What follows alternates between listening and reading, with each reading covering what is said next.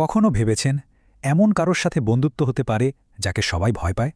আজকের গল্পটা এক অদ্ভুত বন্ধুত্বের, আর এর শুরুটা হয়েছিল এক পরিত্যক্ত ভুতুড়ে বাড়িতে। গ্রামের লোকেরা তো ভয়ে ওই বাড়ির নামই মুখে আনত না। তাদের মতে ওখানে নাকি অশুভ শক্তি থাকত।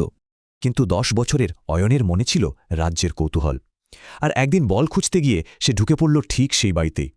প্রথমে একটু ভয় পেলেও ওর কৌতূহলই ওকে ওই ছায়াটার দিকে টেনে নিয়ে গেল।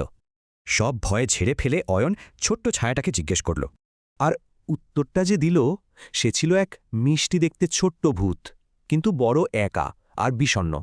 অয়ন তো অবাক, একটা ভূত যে কিনা মানুষকে ভয় পায়, ওর খুব মায়া হলো। আর ব্যাস, এই সহজ কথাগুলো দিয়েই শুরু হয়ে গেল এক অসাধারণ বন্ধুত্বের গল্প। সেই পোড়ো বাড়িতেই ওদের গোপন বন্ধুত্ব দিন দিন আরও গভীর হতে লাগল। কিন্তু একদিন সন্ধেবেলা ওদের শান্ত মিরে ঝামেলা এসে হাজির হল। বন্ধু গোলোকে এমন ভয় পেতে দেখে অরণের মাথায় হঠাৎ একটা দারুণ বুদ্ধি এলো। হাতের টর্চটা জেলে অয়ন ফিসফিস করে তার বন্ধুকে পুরো প্ল্যানটা বলল।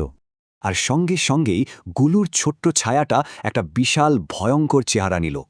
ভূত ভূত বলে চেঁচাতে চেঁচাতে ছেলেগুলো রাতের অন্ধকারে দৌড়ে পালালো। এই একসাথে জেতার মুহূর্তে ওদের বন্ধুত্বটা যেন আরও পাকা হয়ে গেল।